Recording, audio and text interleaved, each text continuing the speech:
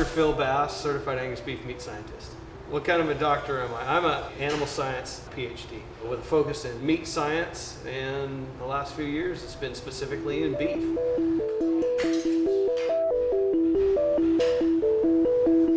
Angus is a breed of cattle, and it's a great starting point for quality beef.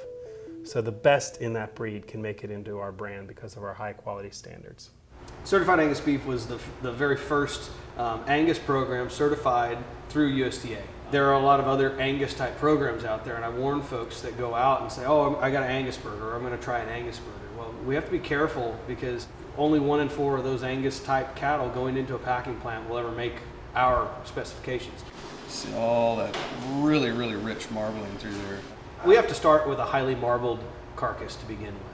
Because we know the marbling is going to add a unique flavor to ground beef, to the steaks, to the roast that we cut off of that carcass.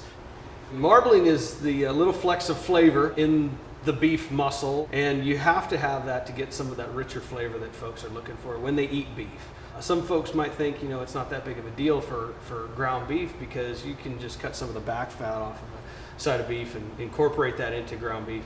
But if you have the marbling in there, marbling is a different type of fat. Marbling has a lot more monounsaturated fatty acids in it, which are highly desirable to the human palate. They're actually really good fats for you too.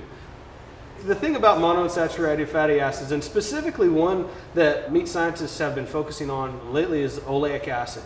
It's 18 carbon chain fatty acid that melt at a lower temperature, so it's that more buttery texture that you get from it, but also a really tasty flavor. Oleic acid is going to be found in high quantities in olive oil, in avocados, and sunflower seeds. It's highly palatable. For a really good hamburger, I like to have something with a little higher fat, so usually something from the chuck. And the chuck is the shoulder area of the animal. The animal carries most of its weight on its front legs, and as a result, it needs to deposit a lot of energy in that area in the form of fat. The chuck is composed of a lot of different great muscles. Up into the shoulder, you're incorporating a muscle that's called the serratus ventralis muscle. It's a really big muscle up in the shoulder, but it also has a lot of marbling, and as it goes down further into the chest of that animal, it becomes the short rib. That's the serratus ventralis muscle. That becomes chuck short ribs down in here. Ground chuck has for a long time been kind of the go-to for a lot of hardcore carnivores going in there trying to find a really good burger. Usually it has a higher fat content, and that's great, it's tasty, but it also has some unique muscles in there that if we just start pulling those unique muscles out one by one and making a burger using certain cuts, we can almost find like the perfect burger that way.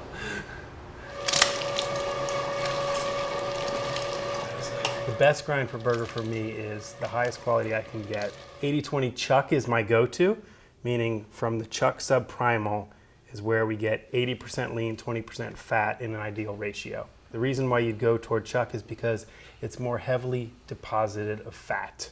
And that's what we want more of, is that wonderful sumptuous fat that exists on the forequarter where the chuck is. We're breaking the muscle tissue down, and I know that doesn't sound all that tasty, but we're breaking it down to a form that's going to be very tender.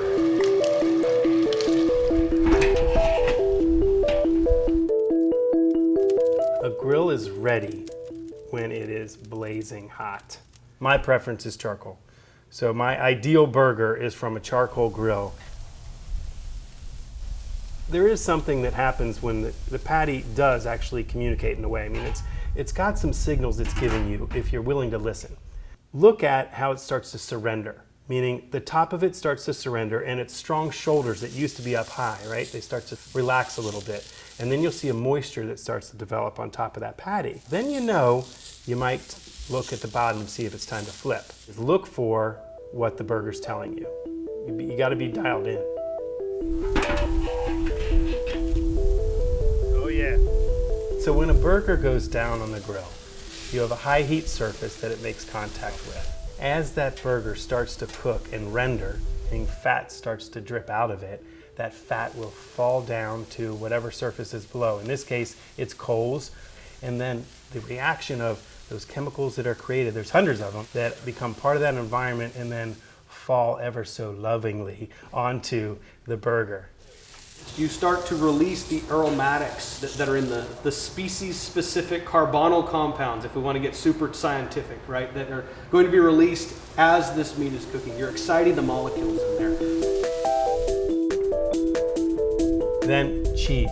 Cheese is a huge component. And I oftentimes like blue because I like stinky cheeses. So beef and that earthiness of that blue cheese to me really works well. And caramelized onions are always a go-to for me.